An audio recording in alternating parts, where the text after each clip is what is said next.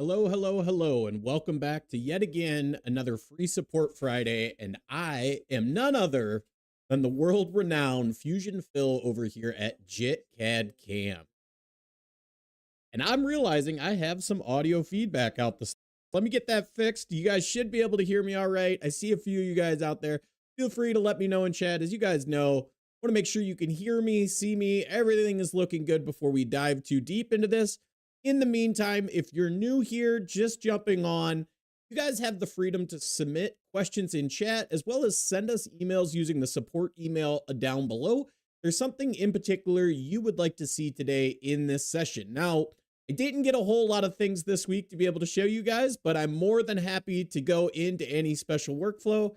And as a lot of you guys know, we're going to go ahead and I am going to, of course, I have forgot to get the chat pulled up here. Let me go ahead and get that address. Give me one sec here, guys.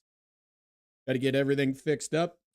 Pretty normal day for me, as you guys know, is we got chat now live. Make sure it's on my screen share. I can see it there. Awesome. So let's kick this off as we always do. You guys don't know, we always start off with an energy drink. As most of you know, it's 11 a.m. here Central Time for yours truly. Now, for some of you, you may or may not be on your lunch break. You may be skating your day away. There's a lot of ins and outs about that. But as you guys know, I need to go ahead and get a little energy in my system to get this thing going. Veruca, great to see you out there. 5 p.m. there. Veruca, where are you at that it's 5 p.m.? In the meantime, while Veruca goes ahead and gives us some answers in chat, I'm going to go ahead and start sharing my screen. Again, Dylan out there. Dylan, great to see you. Ireland. Veruca is in Ireland. I'm a little jealous. That over in Ireland. But as you guys can see here, I am going to kick things off today with a little bit of mold work. Now, we're going to do everything from some roughing into some surfacing and maybe even diving into some 3D, or not 3D, 5-axis simultaneous. Bogdan, great to see you out there. So again, if you guys have questions at any time, feel free to throw them in chat. As you guys know, we're going to just go ahead and kick things off with none other than our basic setup as always. So let me go ahead and swap out to my Z and my X. And we're going to go ahead and flip Z up. Pretty happy with the stock size. We're going to go to my favorite fixed size box. And then we are going to start to apply our roughing strategies. So from here, I'm going to jump into 3D. Now, as some of you know that have taken my classes or heard me say this in the past, depending on your machine, as well as the size of your part, might determine whether or not you want to use adaptive clearing or pocket clearing. Now, on something like this, I think I would go for a pocket clearing strategy. And if I had a larger kind of 2-inch, 1-inch type of mill, again, pocket clearing is aimed to be heavy step over, shallow step downs.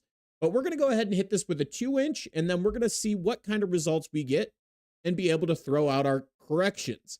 As you guys can see, we are roughing around our part. Now, I do have my stock turned off from previous things that we have been doing, but the very first thing, as always, is get the blue lines on your parts, right, guys?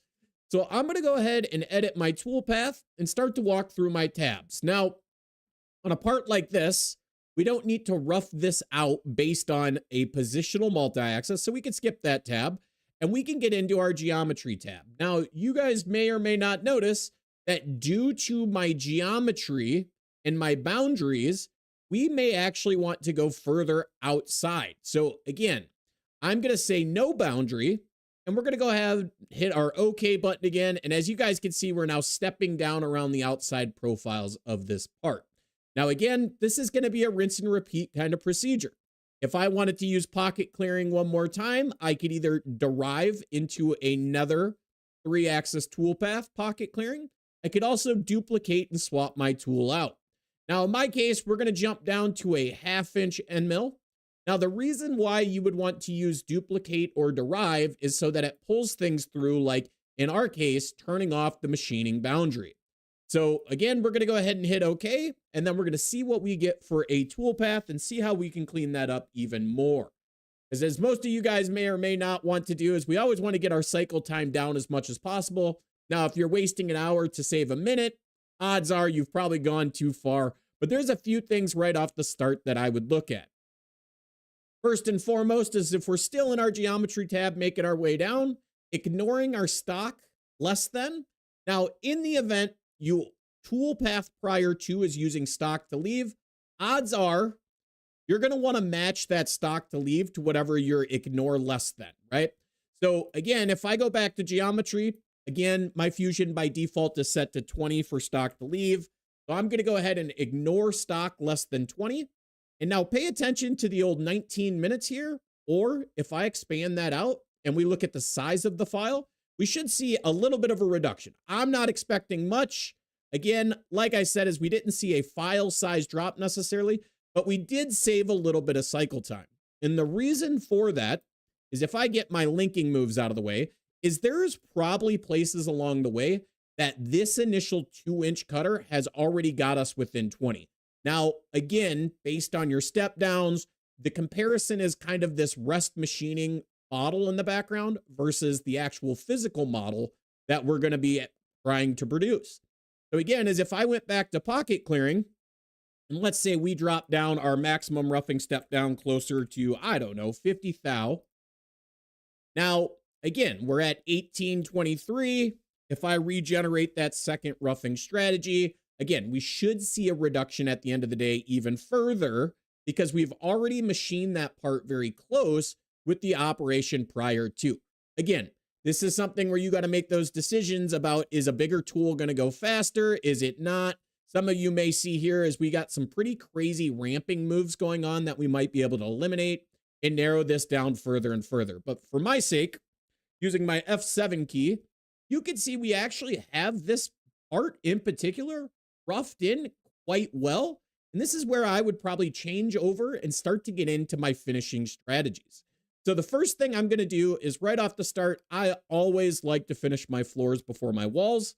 As you guys are going to see here, I'm going to grab a flat strategy. Again, we're going to hit OK. Again, luxury here is if there is somewhere flat on this part, which I don't think there is, we will get a toolpath that recognizes those areas. So as you guys can see right now, in this case, we're getting a none. We're also getting a warning, no flat areas detected. So again, this is the software making decisions and choosing and telling you user feedback long before you get to that point. So again, we could go in and now kind of make a different option. This is me. Guys, take it for what it's worth. Maybe I'm right, maybe I'm wrong. But another really good toolpath for shallow areas. Now, I'd said flat initially. We're jumping over into shallow area mindset is we could start to look at something like your geodesics. Maybe you're going to do something with your scallop strategy. Again, this is all user-based. However, my tip to anybody out there is always, if you pick a toolpath, and if you go to the geometry tab, if it is calling for a step over, it's aimed at being more of a shallow area. If it has step down, now on the other hand, it's more aimed at being able to do a steeper area, right? Now, you're always going to have these times where you're going to need overlap and you're going to need a few other strategies. But in the event you are looking for something that's going to kind of do both, that is the luxury of a steep and shallow toolpath. So if I go into steep and shallow, again, we're going to go ahead and swap my tool out because I'm going to look for a ball end mill now. And with that ball end mill, we're just going to let Fusion do its thing. Again, machining boundary is none. We're going to work with a contact point boundary, which means we're shifting the radius of the tool to touch my part. And with that, we should get a relatively fast toolpath. If not, you guys know I could always go turn up the good old-fashioned, whatchamacallit, tolerance. And let's hit our F7 key here. Now, again, a ability to use the steep and shallow toolpath does have a lot of advantages, right? Now, some of those advantages may or may not be is the fact that when we come around this profile on our part, we may want to follow that actual feature, right? And right now, all we're doing is making a constant step down. We are not, in other words, flowing with the feature or following the feature. This is, again, why when you first start out and you're somebody new to 3-axis milling or 3D surfacing, is something like this toolpath is probably going to be adequate for a lot of applications. Now, if we want to dive deeper and get something much more fancy, that's where we can't just try to find, the one tool that fits all. We would have to jump back to a little different strategy.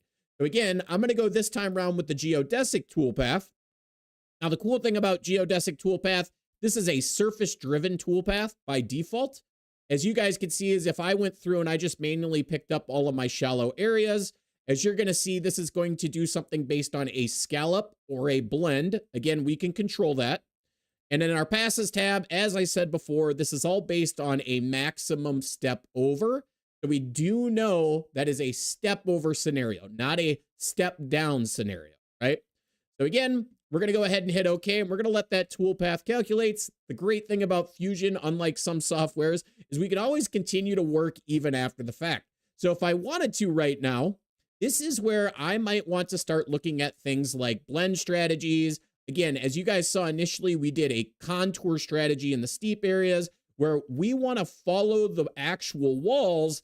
However, we want to do that where it's just going to flow with the part. Now, again, each one of these toolpaths have their own unique case. As you're going to see here in my passes tab, again, this is a step over toolpath, not necessarily step down. But again, if I was to go back, utilize something like geodesic this time, again, let's say I want to utilize that surface. We're going to blend, and we're going to see what we get out of the box, because we can always go back and adjust that.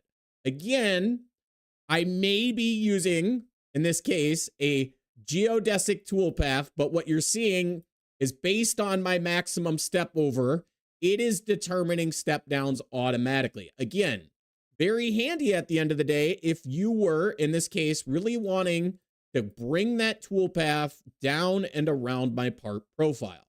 I do see you guys jumping in here more and more, coming and going. If you guys have any questions at any time, feel free to throw them in chat. I'd be happy to answer those live for you guys. So again, I'm not going to go all the way around. I'm just going to get majority of these surfaces. Again, the idea here is for you guys to quickly go in and set up how you can do this. So again, we now have a blend strategy working on strictly those walls. We could add in more surfaces outside of that. And again, this all becomes really a rinse and repeat kind of cycle. So once again, we go back. Maybe we start to look at geodesic one more time. I'm going to go around on these inside surfaces. Again, Fusion makes it extremely easy to drive toolpaths either by surfaces or by boundaries. Again, I could force selected boundaries versus surfaces. So as you guys are seeing me do here, I'm doing a lot of clicking. Well, if I went selected boundaries and pull my upper rail, lower rail, same kind of traditional programming can be had. So again, tool center, maybe we have a contact point boundary, maybe we don't. The use case goes on and on for each and every type of scenario. So again, as you guys are seeing, we have our geodesic toolpath. I think my chain, I didn't see it because I was too zoomed in. We're actually plenty good on the chain. We are breaking that up because I did add in drive surfaces. As you're seeing, this is where we still need to now manually give it surfaces to machine. But I want to show you guys a trick with that. So this is something I've done in my past videos. Again, if you're going to be doing a lot of 3D surfacing and you really have to break out certain areas for selection, or you find yourself selecting things quite a bit, if you go back to design, you can actually generate what's called a offset surface, making it much easier to define the same surfaces over and over again for machining. So as you guys are going to see me do here, I'm going to turn off chain selection.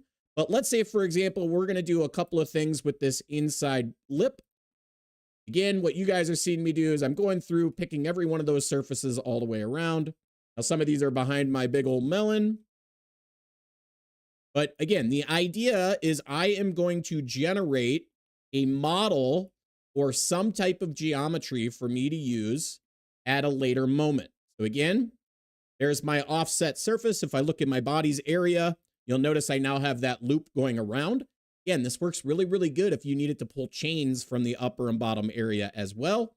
And then to talk more about how we could use a surface and utilize some type of profile, if I was to create a sketch now, and let's just say we only want to work in this little area of a corner, I'm going to throw that in temporarily so that you guys can see both workflows. So again, we jump back to the manufacturer side of stuff. Let's get into our geodesic toolpath. And as we said, we're going to do surface boundaries. Again, if I wanted to make it easy to grab all those surfaces, I can go over to the model side of things and grab them all in one shot. And let's make sure we get a toolpath before we do too much more. So again, guys, I see a lot of you coming and going. If you guys have questions at any time, throw them in chat. I would be happy to answer them. Also, if you're working on anything or have any problems or any issues, feel free to let us know.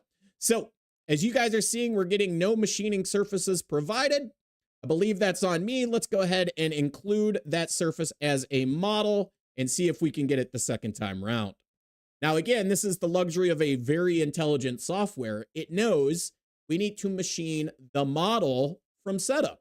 We are trying to force it into surfaces that are not necessarily at the setup level, but I can use model to override or add in addition to. So again, we now have our toolpath. We go back another time. Maybe this time round, I want to go ahead and do a selected boundary. We want to stay all the way to the tool hits center of that boundary. Again, all I'm doing is reducing this down. Again, we have a lovely area. So there are undercuts. Please change. Oh, let's go back over there. Please change the position of the input curves.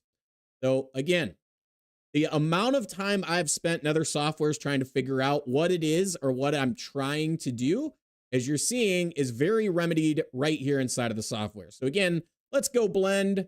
We're going to go ahead and select our curves, and we're going to do curve selection, and I can give this multiple curves to follow, and let's see if we can get that narrowed down.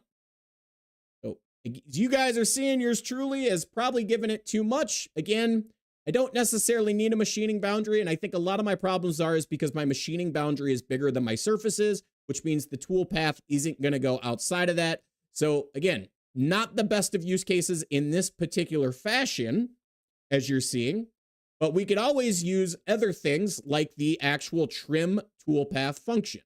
So again, this is another luxury feature here where we could say trim toolpath based on a boundary. I can pick my boundary. Again, I want my tool inside that boundary. And with that, oh, hold on here. We're going to do tool center on boundary and then keep the tool inside part of that file, right? So again, maybe you've had a collision. Maybe somebody slammed your mold, somebody damaged the mold and you welded it back up, or you cut out and you've actually added a piece in. You guys can see how I could utilize something like trim toolpath to narrow down that area, again, making it much easier at the end of the day. Now, circling back is I'm going to go ahead and grab when we did this toolpath around on our surfaces, and I'm going to go ahead and run this through the simulation, because this is where we start to talk about surface finish on our part when we're machining. So in most cases, you guys are seeing in a vertical environment, what we might be aware of is we want to make sure we're never machining on the tip of our tool. And that's where something like a multi-axis machine can actually be beneficial for surface finish. And I say that vaguely because we can tilt the tool. However, what you're saying, hold on here, I'll get you guys in chat. However, when you add in tilting of axes, in some cases, it takes longer to machine. So you can get better quality finish with the same step over, step down kind of scenario, but you can actually add cycle time because your rotaries do not move fast enough. Again, every machine is different. If you're on a gantry machine versus a table 5-axis, there's a bunch of different scenarios there. But again, what we're really looking at is when I'm simulating this, is our tool is staying perfectly vertical. Again, anywhere that we are touching basically the bottom 15 degrees of this tool, odds are we're going to get that mushy look, or our tool has gone from 3 or 4 flutes down to 1 or 2 flutes. So again, it's something to keep in mind, of course. Got hybrid machining in the chat. Toolpath on a 5-axis pocket. For instance, I will be trying to put a vacuum chamber on the angled face of the inside corner that I've highlighted with the surface. Hybrid, I'm assuming you send in a support ticket. I see an email over here, notification. I'll go ahead and pull that up here in a second.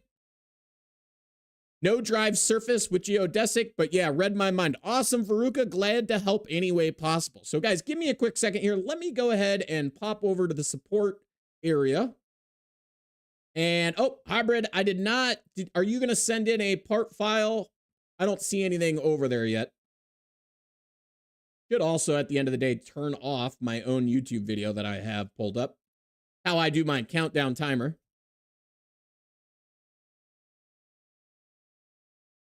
So again, hybrid, if you want to send us a part file, feel free. I'm happy to pull it up and take a look at what you're doing with the vacuum chamber. See how we can get in there to machine that out. So as you're seeing, Stuart, awesome. Stuart, great to see you in chat again. Again, 3D surfacing is not very challenging. And what we usually advise most people when you do first get into 3D surfacing, if you have no idea what you're doing, again, this is probably one of my favorite things about Fusion, is we're going to go ahead and hit my setup button so we can get our models all flipped back around here.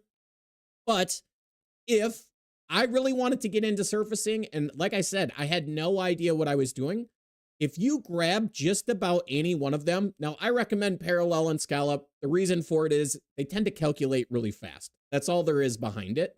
But if I pick a toolpath and I hit OK, odds are you're going to get a pretty good starting point or start to understand the toolpaths much more. For example here, scallop always tries to basically put a point or a line at center and work inwards from said boundary. Now, again, this is something that, as you're seeing, we are going to be climbing up and down walls. So we're not staying at a fixed Z height. We could be plunging into our part. So again, another really good example of this is over here on the right. We are currently up milling and down milling these surfaces. Again, very terrible on a tool and very rough on a surface finish. Cannot send a model right now. That's all right, hybrid machining. Feel free to send it over if you get a chance at some point. I would be happy to dive into it, or we could always bring it up next Friday.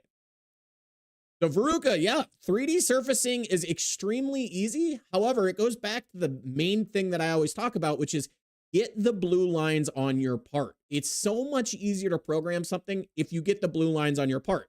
And I'll show you guys how, because the traditional Fusion workflow used to be is you may need to, adjust your boundaries. I do still highly recommend working down this list, and I'll show you guys why.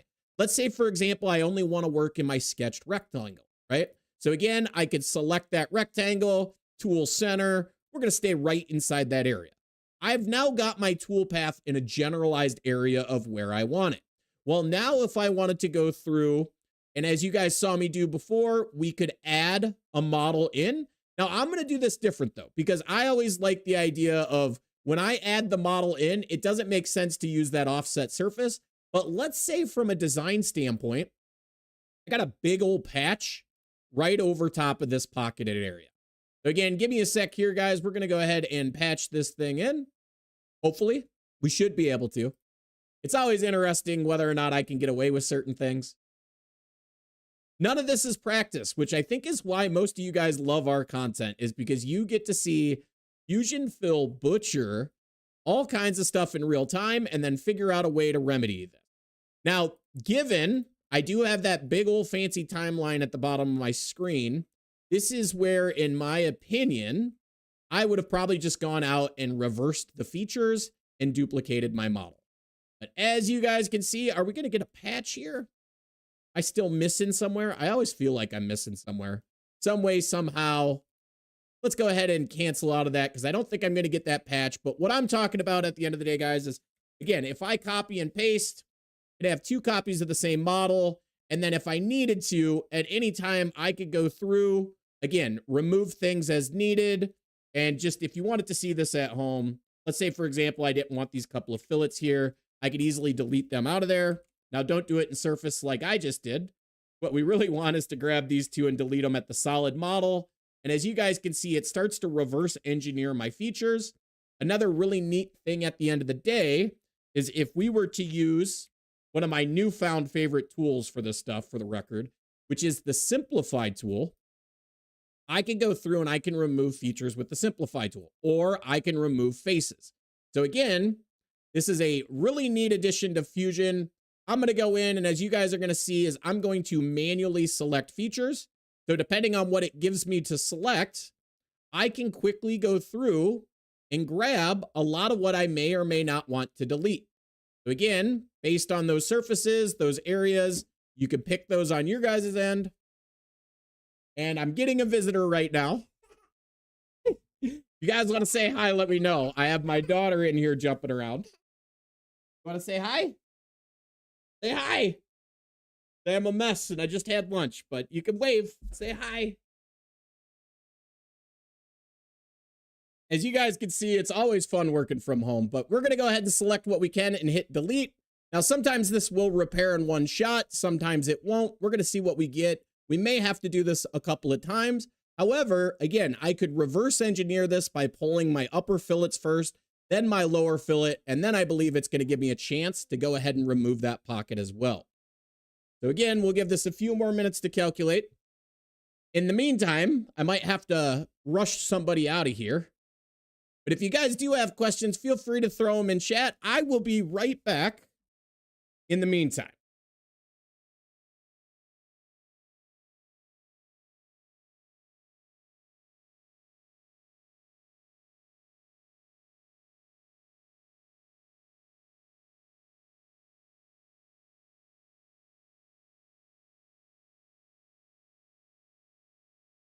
All right, we're back. I had to rush her out of here, but as you guys can see, it did end up failing. So again, I might do this a little bit simpler this time. It did remove, surprisingly though, the inside fillet and that first edge fillet. So let's go ahead and grab this upper green one. Let's get that deleted real quick. Nocturnal welding. Any good ones for us? So as you guys can see, that feature is erroring out. We're going to go ahead and try to grab this other one as well. But the whole goal is here is just to give you guys a little bit of a different idea when it comes to the workflows. Again, it can't be perfect all the time. And what I was referring to is with the fact that you were going to do something like this, it would be much more wise to actually convert to a component. And then if you copy and paste new that component, what that's going to do is break the link between them, which means now if I go to component 2 or my secondary one, I can manipulate timelines and stuff like that. Again, just some things to keep in mind, but let's get back over to the manufacturer side of things where I'm going to, of course, have to fix my setup because I was originally using models, not components. It's EJ on his other account. I figured as much, EJ. EJ, you got anything good to send us to start working on?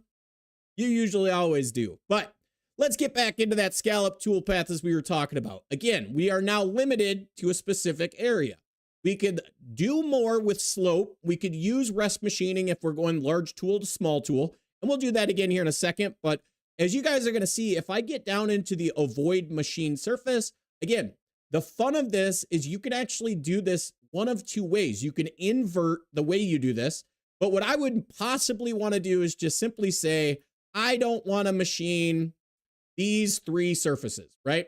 So as you guys are seeing, as we're now going in, defining what we don't want to machine. And then from there, I'm going to go ahead and hit OK. And we should be auto trimming our toolpath down, as you can see, to those specific areas. Bad news on this, though, as you guys are probably really starting to see, this is where that scallop toolpath is kind of falling apart at the end of the day. Could you give us a reminder on what breaking the link between drawings does? Veruca, I am happy to take a look at that when I get a chance. Veruca, are you referring to when you copy and paste a model or a file that has drawings associated to it? Or are you referring to breaking the link of an inserted component? So again, as you guys are seeing here, that is your good old-fashioned scallop toolpath. But the reason why I wanted to show you this is because now that you've actually got the blue lines roughly where you wanted them, you could go through and kind of play the game of jumping from toolpath to toolpath to toolpath. Now, some of these are going to need a lot of different things, but let's say we go parallel. You guys can see parallel runs basically in one fixed direction. It doesn't follow surfaces. Again, we derive out again. Maybe we go contour. And as you're going to see, we're going to get more and more results based on that type of scenario. So I've used the information from one specific toolpath, narrowed it down to certain areas, and then I'm now playing the game of what should I or shouldn't I use to do this. So again, Now, if you were to jump to a strategy like blend, what's going to happen is if I go ahead and try to hit OK, we've now encountered once again the drive surface warning, right? And we know what the drive surface is. We can, of course, go in and pick those if we had to. Grab these couple of surfaces. Again, we now hit OK. We're going to get that warning again, which is because those surfaces require more or less rails or curves for it to follow. Now, I always get this backwards, and it's fun because I've learned over the years it's much easier to pick your edges. Always go for the short, simple edges to see what way the toolpath goes, and then you can always go back and fix it. Inserted component. Yeah, Veruca, I'd be happy to show you about breaking the link on an inserted component. As you guys can see, we've gotten a warning. I've possibly gotten way too far down in the rabbit hole worth of problems, but the first thing I'm going to do is undo what I did last time. And then we're going to go ahead and go in and add those two back in and see if we can't get a toolpath to start with. So as you can see, it didn't want to run up and down that surface. It wanted to run along that surface, right? Now, again, this is one of the things that I love about using the software, getting set up, building out your different type of toolpath strategies is this is a beautiful toolpath wrapping around in here. The problem being is because we only gave it a short segment of line or edge or curve, it's stopping at the end of that and trying to kind of wrap back around on itself. And if you guys wanted to see that, is if I went into my surfaces again, and I was to actually add this upper surface, again, I'm going through and picking that upper kind of filleted chain, and we hit OK again. At some point, we should see that toolpath wrap back and around, and I don't think we're going to because, again, the start curve and the end curve does not match the surfaces. So I would have to take those curves out further. What I'm going to do is I'm going to just shorten this up to this one little segment, and then we can add back into it. Nocturnal Welding sent us a file. This will always be fun. I love when EJ sends us stuff. EJ, give me a second here. I'm going to get this pulled up real quick. Fourth axis. Always fun. Always, always fun. Give me a sec here, guys. I'm on my other screen trying to get this file opened up. I have no idea what he's brought in. Oh, I see it now. Okay. We'll give this a couple of seconds. It does for some reason. I don't know why. It must be me, but the online viewer launcher has been broke where I can't take the shared link and download and open it. It always wants to think about it. In the meantime, let's get back over. So to answer the question as Veruca had is why would you want to break the link?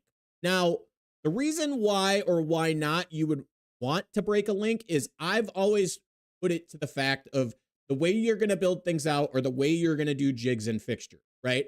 So if I am going to manufacture a part, and I'm just going to sketch something real simple here for you guys. So again, let's just say we're going to do like this L bracket kind of profile. Of course, I completely missed the corner there because I'm moving quick, but here's the part I want to manufacture. Now, if I save this, this would be your customer supplied part, right?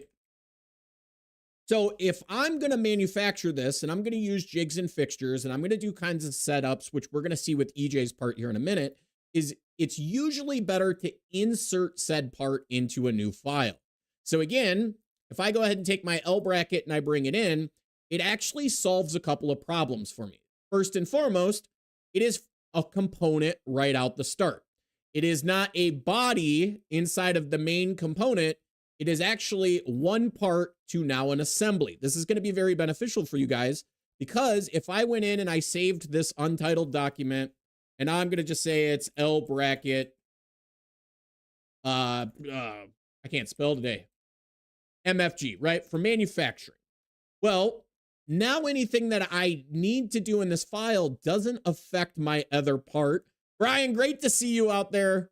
But as you're going to see is if I went in and I did my manufacturing, as you guys are all familiar with, XYZ, 3D adaptive clearing. Let's see if we can't should have a tool around here somewhere. Where is it? Where's my good old fashioned 1/2 inch end mill? And what is with my, oh, I have all kinds of fun tools. That's why it's down here. 1/2 inch end mill. As you guys can see, I'm just roughing out that part. Now, the reason why I would never break my original customer part is because if I had to import a different version, if they needed to modify their part, rev changes, for example, let's say they're going to throw some fillets in here. We know how the engineers do it, right? They're going to go ahead and throw a fillet down here. As you guys are going to see, I've now manipulated my part, but upon saving it with it being linked properly, when I go back into my manufacturing file, is I get the warning, updated reference model. We're going to go ahead and update, AKA bring in the latest and greatest. And then I'm just going to need to recalculate my toolpath. So again, the trick here is when you have it linked. Now, I only usually recommend linking the original customer part, and that is because it helps you with rev changes, bringing in new versions. If you're in a rapid prototyping type of shop, again, things change extremely fast. There's no reason to actually fight the system. So again, as you guys can see, is I've quickly just brought in the latest and greatest because it was linked. Now, reasons why you would want to break said link. Now, I'm not actually going to break the link here, but I'm going to take it back kind of like you guys saw me do before. Is let's say, for example, I now need a modified version of this part. Again, I'm going to copy, and this time I'm not going to get paste new. And the reason why I'm not getting paste new is because it's going to paste a linked version in, but I can break the link on the second one. Again, this is a luxury feature. This is a great thing because now I have full reign over modifying this part, seeing the timeline, removing the fillets because, you know, the customer and blah, blah, blah, right? So as you guys just saw me do, is I could still manipulate, still modify and change my own version. And if you look down below, I actually have a timeline tracking that. Again, this does work quite well if you had to manipulate a customer model after they've provided it for manufacturing, and then you have a rev change pushed through the system.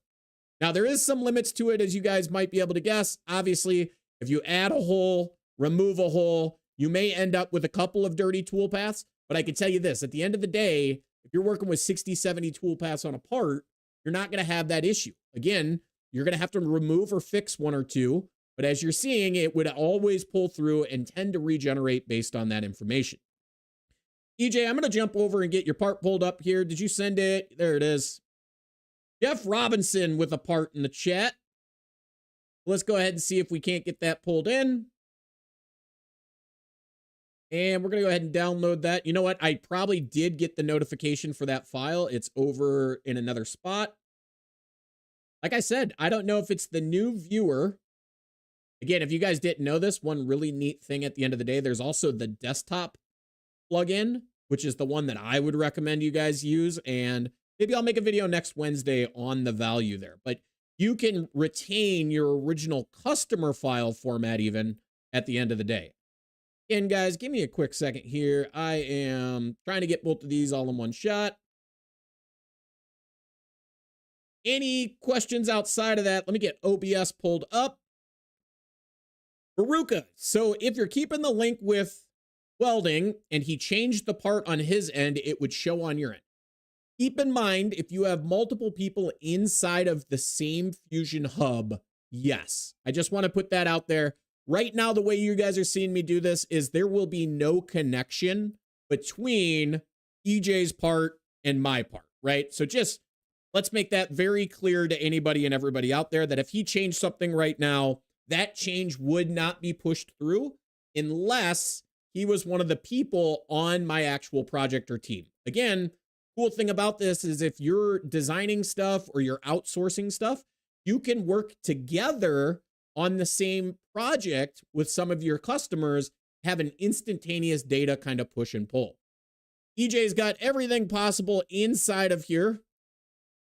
So I think this was his original part. And then I also know we have the U of M arch structure. So let's get both of these opened up and start to talk more on this. So EJ, I'm going to need a little bit of more information about what you're looking to do here, other than the fact that, are you trying to run this in your machine, or are you trying to, what's your end goal here?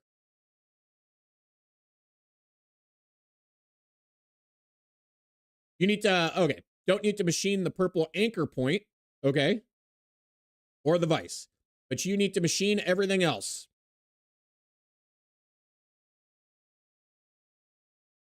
Is that what I'm correctly getting at? I'll give you a second to respond. In the meantime, there was some stuff about a undercut feature. Now we're going to have to go through here and do a little investigative work. See what all we have. We got a lot of bodies here. I think you sent me a photo as well. So again, I see a lot of you guys jumping into chat. Feel free to ask a question at any time. You can send support tickets as well. Don't forget to like. Obviously, you guys got to like this, subscribe. All right. So I see what you're doing here. Manufacturing model fixture layout, and then you have a pocket there.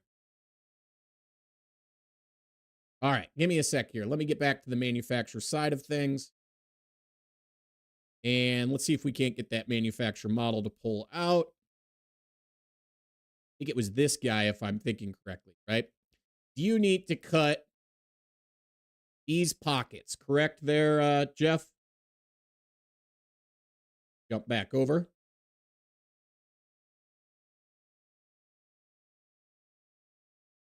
Save them as separate files or nest them and do separate setups. Okay, yeah. So, really good question. So, as you guys are seeing by default, EJ sent me over this part and it's an assembly, right? And what he's going to do is he's basically going to machine everything but the vise and the actual base plate right here. So, that being said, is how would you break this all out to machine it? Well, in one way, we got lucky because when I imported this, other than it being a total pain in the butt, is we have... Oh, nope. We have very minimal stuff linked externally, right? So this guy here is the part that we're not going to be machining. And then for the sake of this, we're going to go ahead and not machine a pull stud, I assume, and not machine the vise. So we are now left with everything that needs to be machined. Now, how would I machine it? What would I do with it? Well, personally, I would make sure that all of my bodies are components. So we got to get EJ going with that. But now that I've broke them all out to components, let's just verify a few more things. So this is what I need to manufacture. Now, this isn't a huge assembly, and I could technically do this right here inside this file. I don't think there's anything wrong with it, but I will tell you guys, when you start to do too much in one file, it becomes a problem. So one thing I might do is actually, as you guys saw me do before, I created a file and I inserted a part. This is where maybe instead I utilize something like derive. I need to save this real quick. But derive is going to allow me to pick either individual pieces or multiple pieces. And as you guys can see, is I can derive out either into a new design or an existing design. Again, I did a video a few weeks ago about setting up vices, things like that. Same kind of concept is if I actually derive this guy out to its own file, one, it is linked based on derive, as you guys can see down here in the corner. It's not your traditional link. It's not a two-way connection. So again, this is a one-way direction. So if we were to have this one for manufacturing, I'm going to go ahead and save this. And this is going to be our Arbor stud MFG. As you guys can see, that is now my part file for manufacturing. Again, if I go back to the original file, let's get some of this cleaned up for you guys. Derive is not a two-way connection. So that's the key element, as you guys are hearing here, is before when I linked something, because I've inserted it, it's a two-way connection. I can edit it in either file and it will push or pull based on that. But as you guys are seeing me do here with the derive function is I'm taking that file, deriving it out into its own. Again, this allows me to push it out, keep it as an individual component for my assemblies. Then I can bring in my vices, jigs, fixtures, whatever I want to do, right? So again, this is the way I would do this. I think this would be the best way to do it if you really needed to. And I say if you really needed to, because when I look at some of these parts here, as you guys can see, is this part is a little more complex, probably going to take multiple setups. A lot of the other stuff that he has here, other than some cross holes, is going to be something that's going to be a few simpler setups. So it might be easier on this part just to jump over, hit manufacture. Now this is where I'll leave you guys with another pro tip, of course, is if I do my setup, select my model for manufacturing. Let's grab that very first component. Now, what's happening is you're going to notice my stuff turns on and off automatically. And I can't stress this enough. Bottom center of your screen, there's that lovely little circular arrow yin yang sign thing. Turn all these options on. It will help you a ton, because if I went in and I started to duplicate my setups, flip my Z axis, as you guys know, we're going to go ahead and go Z down now. My previous setup, pretty normal stuff, right? But when I activate my setups, it turns on and turns off all of your data. So again, 3D adaptive clearing. We're going to hopefully find a 1/2 inch end mill quicker this time. We go in, there's my roughing strategy, right? I go to my second setup. The solid model or the stock model has come through automatically. Again, I need to work on a new part. We do a new setup. I'm going to pick that part. We're going component 6 now, right? So again, we can work through this process and we could start back with fresh stock, right? There's my next part. Again, we duplicate that into our fourth setup. We could go through, flip our Z, and because, like I said, I have that toggled to utilize automatic stocks, my automatic syncing of my setups, but all my data pulls through automatically. Again, the key element for this one particular move is that my setups are all referencing a component. They are referencing a component with just one body inside them. This is very, very important at the end of the day, right? Because if anything else was inside this component, it would automatically default into my setup, which would cause you problems. Again, looking at that, if I go to component 6 and I activate it, and then I do something like patch some holes, so we're going to revert our position back. As you guys can see here, we went ahead and applied a patch. That patch is now one of the bodies inside of my component. If I go to manufacture and I try to machine this, it knows that patch is there. Again, this is very, very important the way you've done that. So as you guys can see, I've just gone through, I've created a couple of setups. Now, again, everybody and anybody, you got to want to stay organized on this. So what I would, again, go through and say, this is going to be, stud SU1. Again, this is just me. You guys can use whatever you want. SU is just an abbreviation for setup. And this just makes it much easier for me to stay organized through my part files, right? So now we have, I don't know, what do you want to call this? The trough SU1, SU2. Again, just making my life as easy as possible, keeping things organized. And then, like we said, is when you just click on your setup and activate it, automatically flipping around, automatically jumping. This will also turn on your jigs and fixtures. Now, again, this is my key element to this for you guys. The reason why I wouldn't want to do this all in one assembly is if I start bringing in my vices, right? So again, actually, I think it's a DX6. I think I have a dovetail vise somewhere too, but this is where the problems start to build, right? I bring in my jig and fixture template. It's going to insert it in, but where's it going to insert it in? I'm now going to start to stack 10 different vices inside of this one area. That's where the problems start to begin. I think I do have a dovetail, don't I?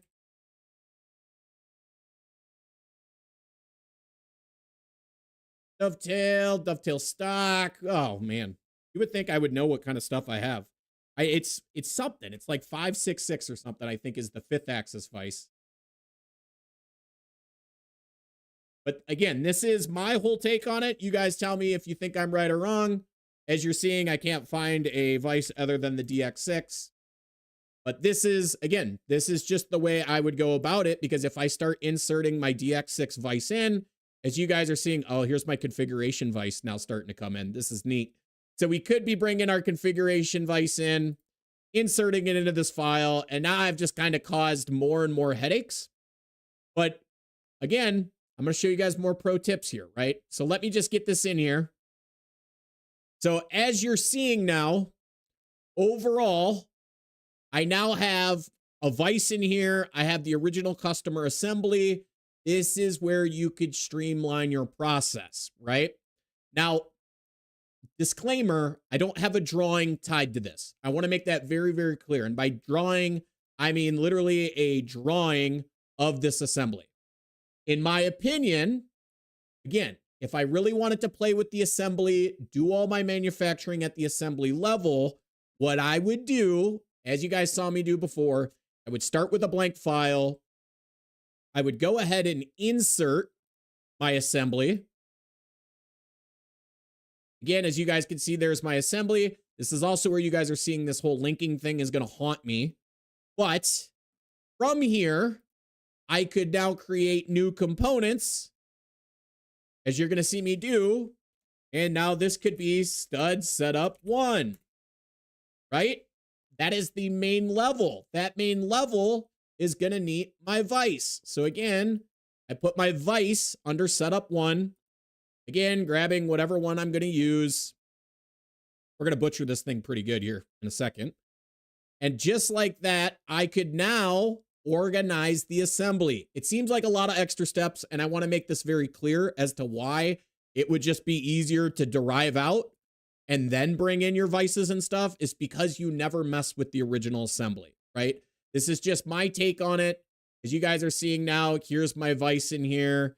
Maybe I'm bringing in another vise. One of these days, I'll make my stuff all nice and pretty. Again, there's vise 1. Getting into vise 2 here if it ever loads. This guy's going to be flipped over, of course. Brought up to hold on to our piece. Now you guys can see I have 2 vices in here.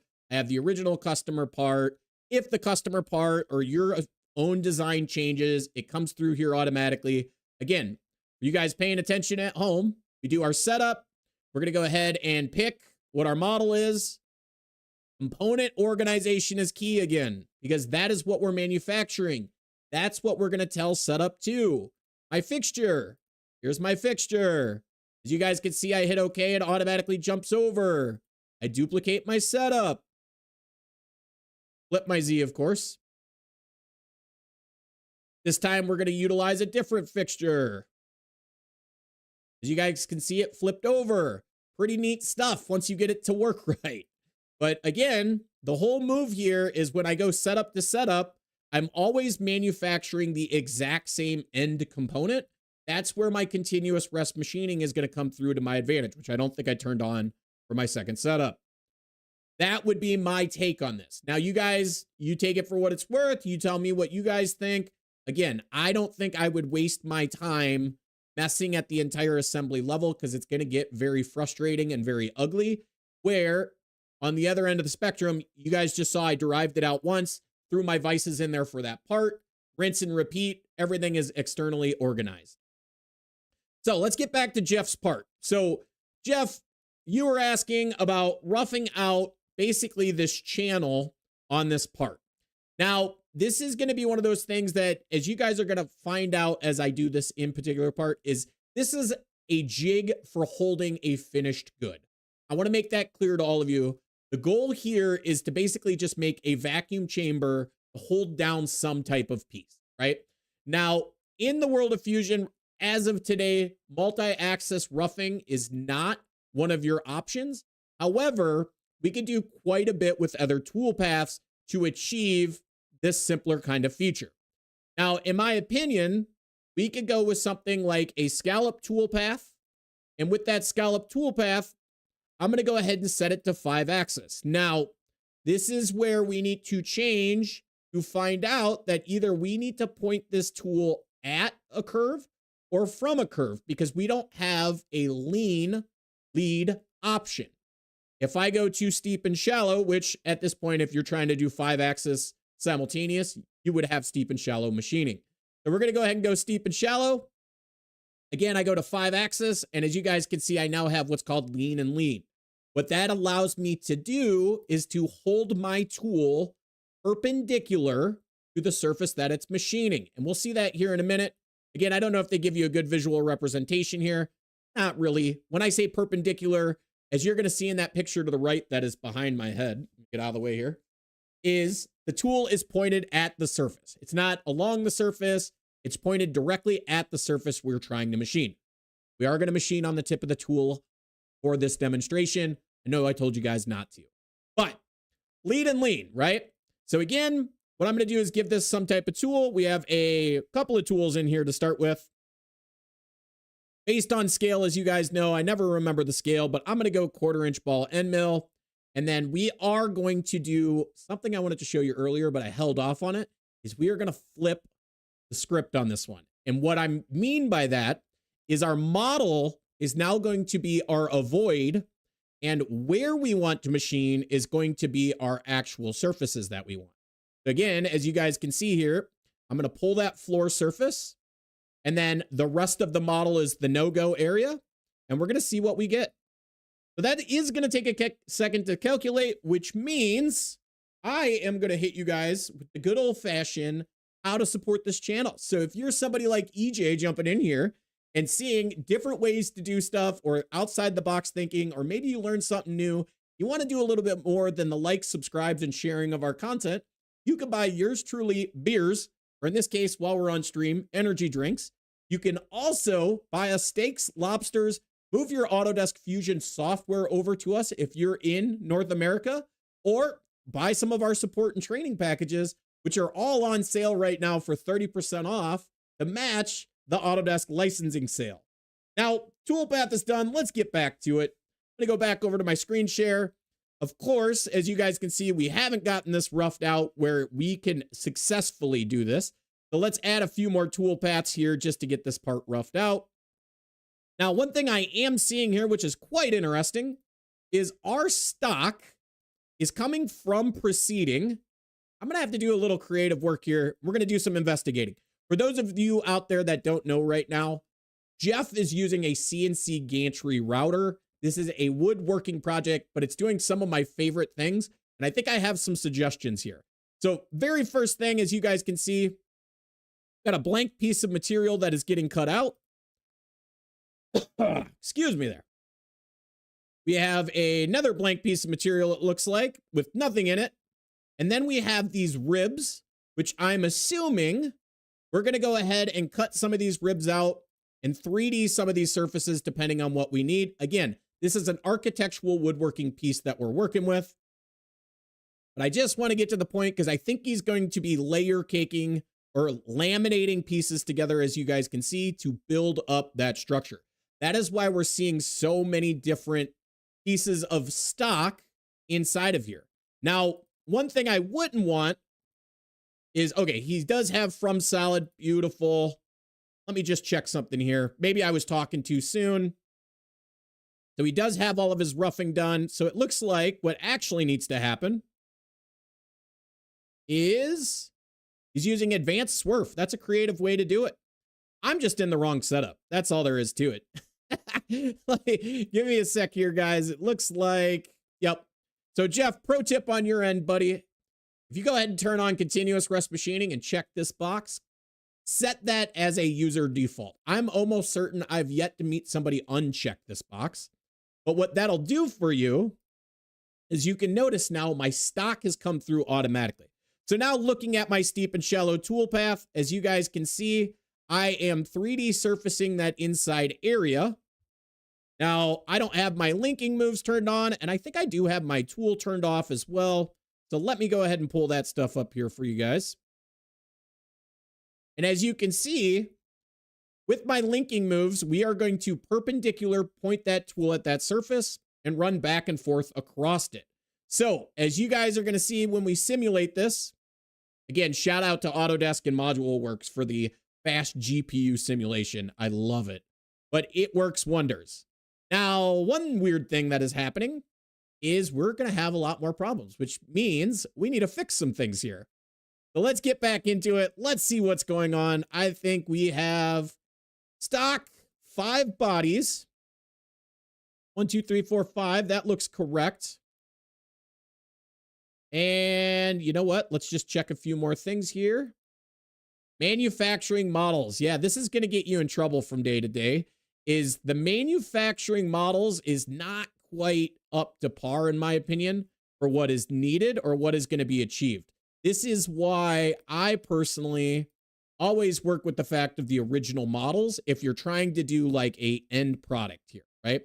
So again, I think you designed your jig and your setups, and I'm almost certain you did, which is going to make this even more fun. Yep. You're using the layout fixture one. Let's go in and check a few things. Again, I think the bodies are always going to haunt you. I would like to see this in more of a component fashion. Let's see why our stock from one setup to the other is not working. Fixture one, body. See what's going on here. I have to regenerate everything here. This might take a minute. We might also anger the system on some of this stuff. Broken it better than ever. Noctool welding, great. Thank you very much for the 10. Veruca also, I don't know the translation there from one to the other, but I highly appreciate it. As you guys know, any beer is a good beer as long as it's not a warm beer. Wait a minute, Veruca, is that a thing? I think you all drink. Doesn't Ireland drink warm beer?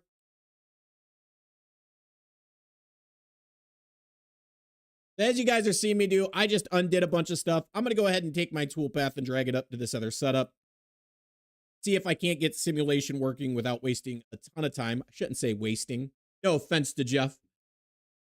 Spending a ton of time trying to get simulation to work better. For some reason, the stock is all over the place. I'm very curious to see, is that also a case here? It is not on this setup, so we might be in good shape. We'll give that a few seconds to recalculate. Again, if you guys have questions at any time, feel free to throw them in chat. I'm also going to jump through here. What time is it? It is 12:02. Guys, is the Too Tall Toby on this week? I think it is, right? They're doing the, is it the semifinals? It is. I think it is the semifinals, and there's 2 Fusion dudes in there. You guys got to go check that out. I promise you, it's nothing but a good time. Let me jump back here. Okay, so that is all EJ. We could go ahead and knock those out. And we should have got a toolpath. Let me get back over to my screen.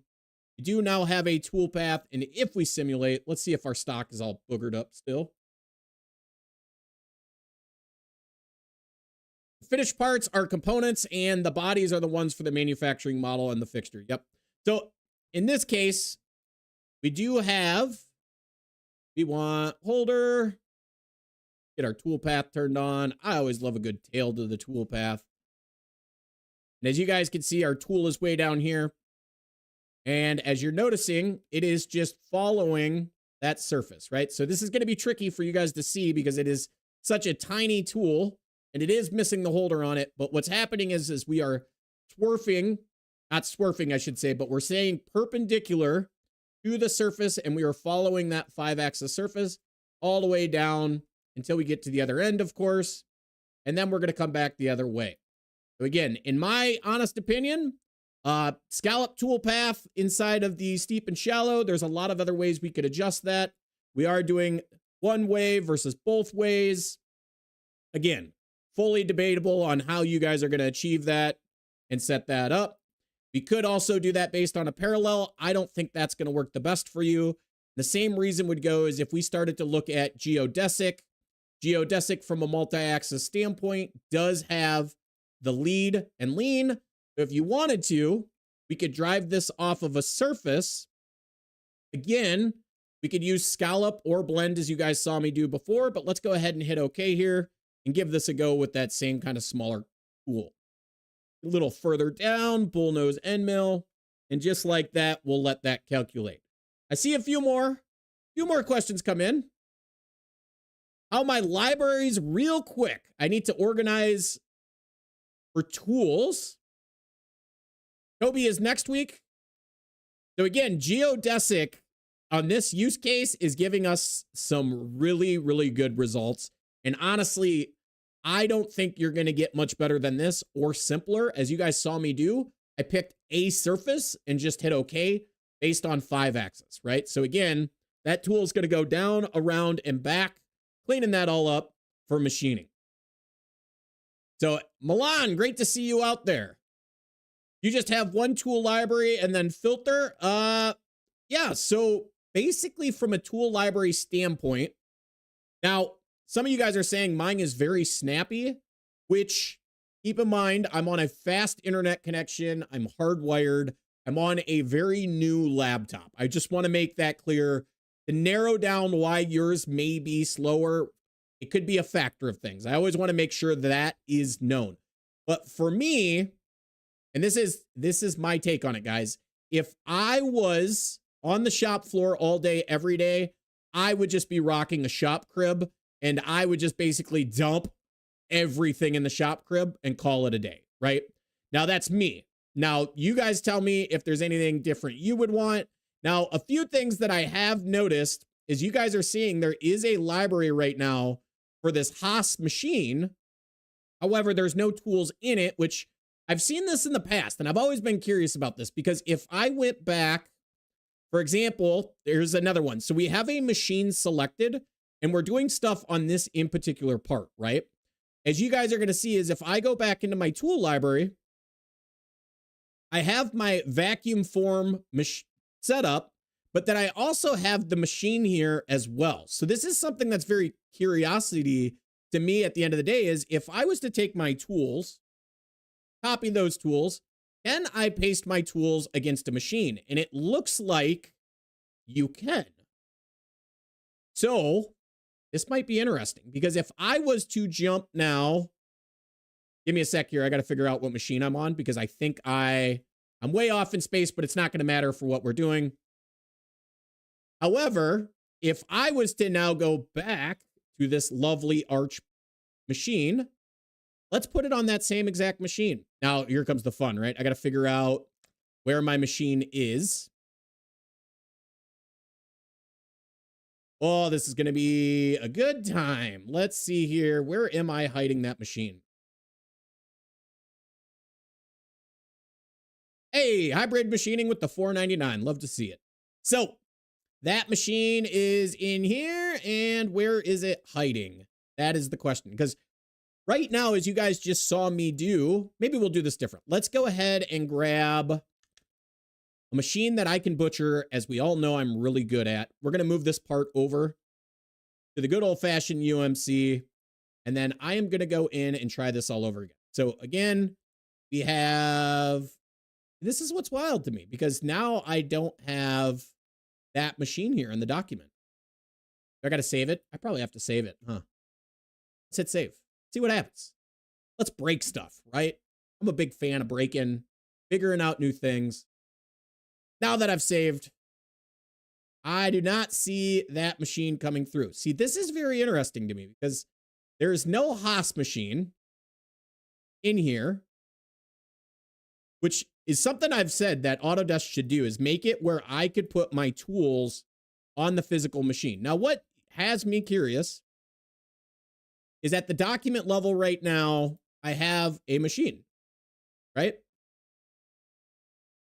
Can I copy this machine? Can I put it somewhere for me to butcher? I think we can. Let's try something here real quick. Paste. Because I want to see how I can retrieve those tools back off that part. Don't you guys? Again, we're going to go in. We're going to select our machine. There's that machine. And then with that information, if I check my tool library, I have it once here, but I don't see that it showed up again. This is what's so weird to this. There's something going on. Something suspicious.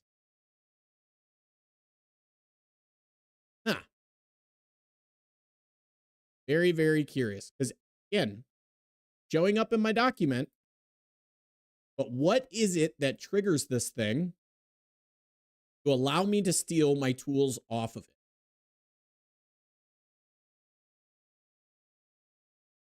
Library. And I know I can pull them here, but I don't want to take them from the other machine if I don't have to. I'm also curious why that VF3 never showed up. Maybe you guys can tell me.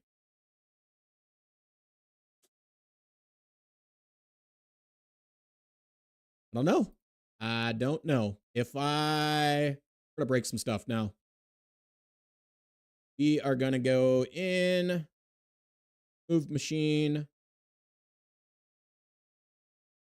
and we are going to remove it from the document. For those of you guys wondering, I have that saved somewhere.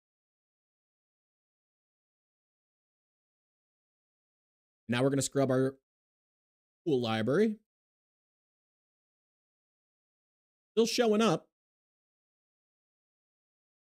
Something strange is here. I don't know. I'm gonna have to dig into this more. Guys, do you got any questions? Anybody out there? Any problems? I know we get into these rabbit holes and then you guys really enjoy watching me do this. But as EJ's question was, is how would I organize my tool libraries? Like I told you guys, is I would probably just do a shop crib. Now, in my opinion, I would have my lathe only tooling versus my mill tooling for the most part. The real problem is going to be is when you start to talk about your speeds and feeds. Again, those are all things that in some way, shape, or form, I'd love to see when you select the machine that although it does give you a warning right now, that being said, is why can't it just turn down your speed and feed based on the maximum RPM of the machine? That's just my take on it. I don't think it would be too brutal. It would be actually pretty neat to do. Even for carbide drills, yeah, 100%. If I had to, like I said, it really is just going to come down to more setting up your speeds and feeds on your tool, right? So if I go in, let's just say I'm going to use this as an example. If I edit this one in particular tool, my cutting data side of things is where I would probably be a little more machine specific, right? So maybe this is what is that? A DVH 6061 facing feed and feed. And then I might add in, this is now a VF2 6061 facing, right? It's not ideal for the most part, but the whole idea is that you guys can quickly swap these out. I'll show you guys a trick here. Some people caught this in one of my videos and they loved it. But okay, so again, we're going to run this guy at like 12K because that machine's got all the power in the world, 150 inches per minute. But the VF2 that we bought 10 years ago that's still kicking in the corner is 7,500. And it really only likes about 50, right? As you guys have seen, I've now defined a couple of speeds and feeds based on machine use cases. And then this would just basically, again, this would just be mill tooling, right? So if I had to quickly do something, perfect use case here, let's go ahead and rip all that out. I could just go in, I do my 2D facing. Again, I go select my tool. I could jump straight down to my mill tooling, grab it, and then pick my speed and feed down here at the bottom. Now, if I was doing something like this with templates, this is where I'm going to show you guys a really neat trick, is if I save this as a template, we're just going to call it face 2.0 because I probably have other ones out there. Now, if you're somebody that's using templates, I go in, I create from template, there's my facing program, right? But I want to change out bulk speeds and feeds.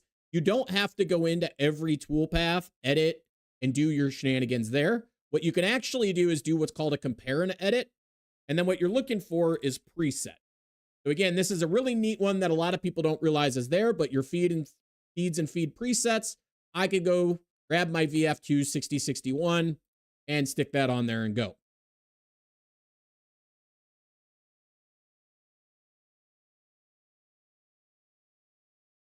So, Milan with a question. Off current subject, is there a quick solution for unwinding issue of C-axis in tool chain?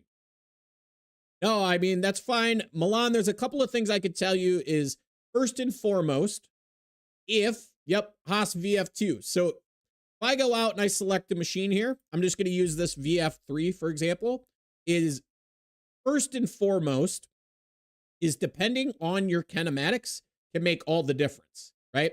So one, is your C-axis unlimited? Is it limited? Is it cyclic? That is going to play a factor on that as a whole. Another thing is in your multi-axis area, you do have what's called retract and reconfigure. So again, this will rewind of the machine for simultaneous multi-axis toolpaths, right? So it's when you reach one of the limits and need to reposition.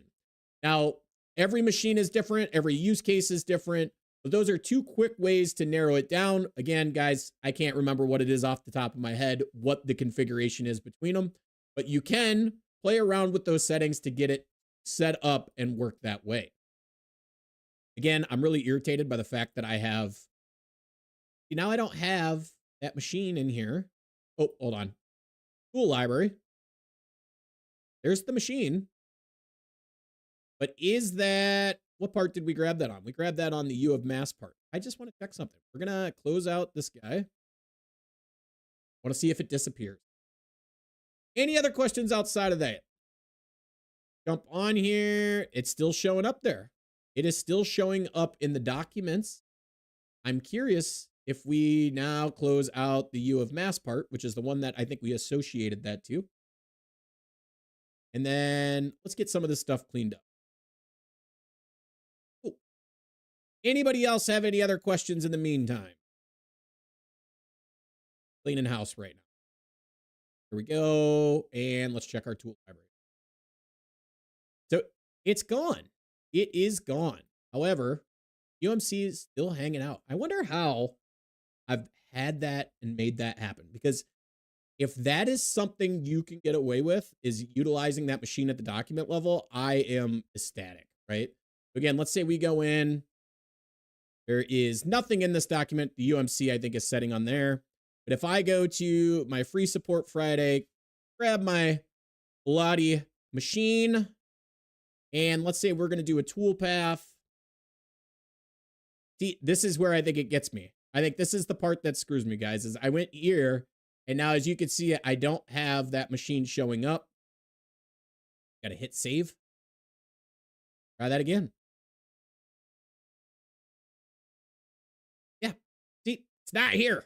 Where is it? When does it show up? Why does it show up? When doesn't it show up, right? So again, machine library looks good. Tool library. I don't know. I don't know.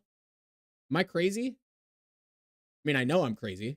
Do we have to force an entire cloud refresh real quick and then go check?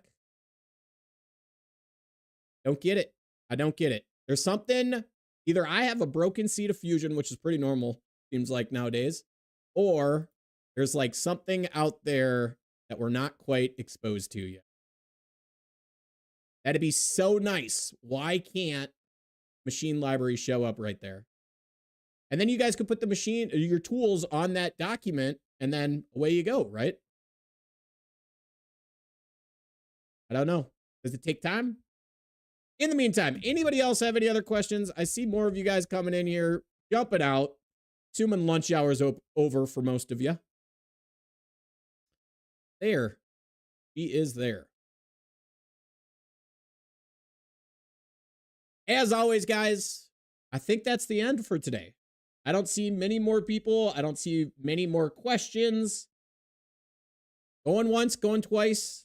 You guys know how it is. I got to hit you again with the good old fashioned.